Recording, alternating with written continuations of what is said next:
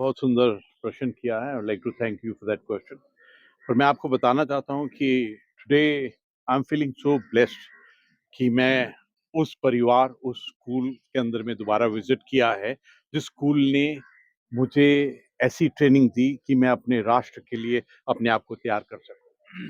ये जो परिवार है, ये जो स्कूल है, इसने नेशनल सिक्योरिटी, देश की सुरक्षा के लिए जो योगदान दिया है अपने आप में बिल्कुल अलग है। आज जब पहला कदम यहाँ रखा तो 16 उन वीर ऑफिसर्स के लिए जिन्होंने अपने प्राणों की आहुति दी इस देश के लिए, उनको पहले नमन किया। उसके बाद में जो मैंने आज स्टैंडर्ड देखा, जो गार्ड ऑफ ऑनर, जो ड्रिल दिखाई दी थी, उसमें एक अलग ही स्टैंडर्ड था। ऐसा लगा कि एज ए जर्नल मेरे लेवल के ऊपर में जब मैं किसी को देखता हूँ उसके स्टैंडर्ड से, तो I am able to read कि उसके पीछे में कितनी मेहनत लगी होगी।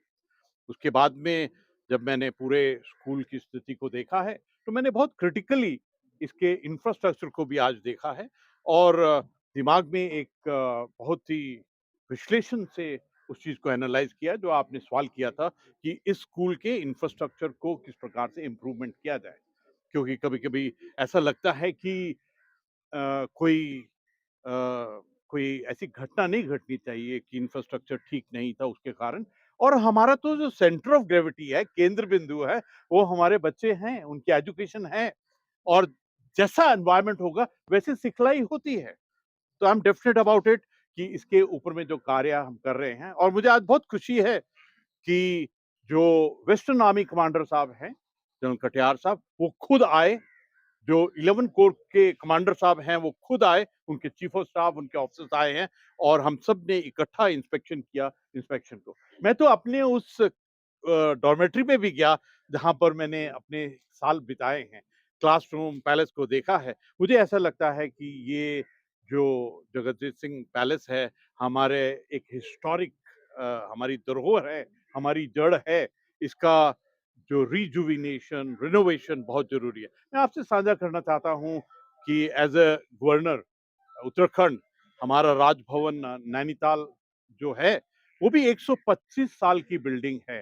उसकी रिसेंटली हमने एनालिसिस किया, हेरिटेज है, तो उसके लिए रिजुविनेशन, रेनोवेशन वो सब करने की ज़रूरत पड़ती है। और मुझे बहुत खुशी है कि राष्ट्र की महामहिम राष्ट्रपति जी ने उसको विज़िट किया और हम उस पैलेस को बहुत सुंदर तरीके से रिस्टोर कर सके हैं। और मुझे ये पक्का यकीन है, मैं अवश्य ही माननीय मुख्यमंत्री पंजाब जी से पक्का मिलूँगा। मैं माननीय राज्यपाल जी से मिलूँगा और जब मैं दिल्ली में अगली बार जाऊँगा तो मैं माननीय रक्षा मंत्री जी से मिलूँगा और आज जो देखा है उसके बारे में अवश्य बात करूँ। लेकिन मैं आपको एक चीज़ बताना चाहता हूँ कि जो आज मैंने बच्चों को परफ़ॉर्म करते देखा है, अंदर में इतनी खुशी हुई है कि उनकी स्पिरिट, एक परस्यूट ऑफ एक्सीलेंस, और ऐसा लगता है उनको देखकर कि हमारी जो युवा पीढ़ी है, हमारी जो अमृत पीढ़ी है, उनके बलबूते पर मैं कह सकता हूँ कि 2047 का जो पूरे राष्ट्र रूपी परिवार ने सपना देखा है कि विकसित भारत, आत्मनिर्भर भारत और विश्व गुरु, हमको विश्व गुरु बनने से कोई नहीं रोक सकता है। हमारी चुनौतियाँ हैं, चैलेंजेस हैं और जिस प्रकार से हम अपनी अर्थव्यवस्था में, जिस प्रकार से अभी हम 4th में हैं पूरे वर्ल्ड के अंदर में और हमने ट्रिलियन डबल डिजिट के अंदर में जो सोचा है, उसके लिए हमको मेहनत करनी पड़ेगी। मुझे बहुत खुशी हुई कि हमारे जो आर्मी कमांडर साहब आए थे, ऑपरेशन सिंदूर के दौरान उनको यूवाईएसएम से नवाजा गया और एक्चुअली ये जो ऑपरेशन सिंदूर था, इसने हमको बहुत सुंदर तरीके से पूरे विश्व को एक मैसेज दिया है कि किस प्रकार से भारतीय सेना ने technology, future warfare, transformation, modernization और इंटीग्रेशन में किया है। और मुझे खुशी है कि स्कूल के जो टीचर्स हैं, प्रिंसिपल है, लीडरशिप है, यही बात जो इंटीग्रेशन, जॉइंटनेस, वननेस और एक्सीलेंस की है, वो बच्चों को पढ़ा रहे हैं। सच कहूँ तो इतने साल बाद मैं स्कूल में आया और मुझे बहुत अच्छा लगा। हाँ, एक साथ में टास्क भी लेके जा रहा हूँ कि किस प्रकार से यहाँ का इंफ्रास्ट्रक्चर को इम्प्रूव किया जाए। सर आपने बार-बार कहा प्रश्न किया है, माय कॉम्प्लीमेंट्स टू यू। देखिए, एक बात पक्की है, जीवन में चुनौतियाँ, चैलेंजेस तो आते हैं, लेकिन साथ-साथ में अपने साथ में वो समाधान सॉल्यूशन देते हैं और अवश्य ही जैसे आर्मी कमांडर साहब ने आज ब्रीफ किया, कोर कमांडर साहब ने ब्रीफ किया, definitely we will find a solution. There is no जैसे सर डाउट ऑन आपने दैट। कहा कि सर एक सिर्फ एक और सुनो। ਸਰ ਇੱਕ ਗਾਉਂ ਦੇ ਸੂਬੇਦਾਰ ਦੇ ਲੜਕੇ ਜਰਨਲ ਤੱਕ ਪਹੁੰਚੇ ਉਸ ਤੋਂ ਬਾਅਦ ਗਵਰਨਰ ਲੱਗੇ ਸਟੂਡੈਂਟ ਨੂੰ ਕੀ ਪ੍ਰੇਰਨਾ ਦੇਣਾ ਚਾਹੀਦਾ ਇਹ ਤੁਸੀਂ ਬਹੁਤ ਟੈਸਿੰਗ ਸਵਾਲ ਕੀਤਾ ਹੈਗਾ। ਇਹ ਤੁਹਾਡਾ ਸਵਾਲ ਸਿੱਧਾ ਆਤਮਾ ਤੇ ਗਿਆ ਹੈਗਾ। ਮੈਨੂੰ ਯਾਦ ਹੈਗਾ ਸਾਡਾ ਪਿੰਡ ਬਹੁਤ ਛੋਟਾ ਪਿੰਡ ਜਲਾਲੁਸਮਾ ਹੈਗਾ, ਮੈਂ ਤੇ ਚੌਂਕ ਦੇ ਲਾਗੇ ਹੈਗਾ। ਸਾਡੇ ਪਿੰਡ ਵਿੱਚ ਇੱਕ ਵੀ ਅਫਸਰ ਸਾਹਿਬ ਨਹੀਂ ਸੀਗੇ। ਸਾਰੇ ਸਿਪਾਹੀ, ਹਵਲਦਾਰ, ਜੇਸੀਓ ਸਾਹਿਬ ਸੀਗੇ। ਮੇਰੇ ਪਿਤਾ ਜੀ ਵੀ ਸੂਬੇਦਾਰ ਸਾਹਿਬ ਸੀਗੇ। ਤੇ ਜਦੋਂ ਮੈਂ ਛੋਟਾ ਸੀਗਾ ਤਾਂ ਹੀ ਇੱਕ ਪੂਰੇ ਪਰਿਵਾਰ ਨੇ ਇੱਕ ਲਕਸ਼ ਦਿੱਤਾ ਸੀਗਾ ਕਿ ਕੈਪਟਨ ਬਣਨਾ ਹੈਗਾ।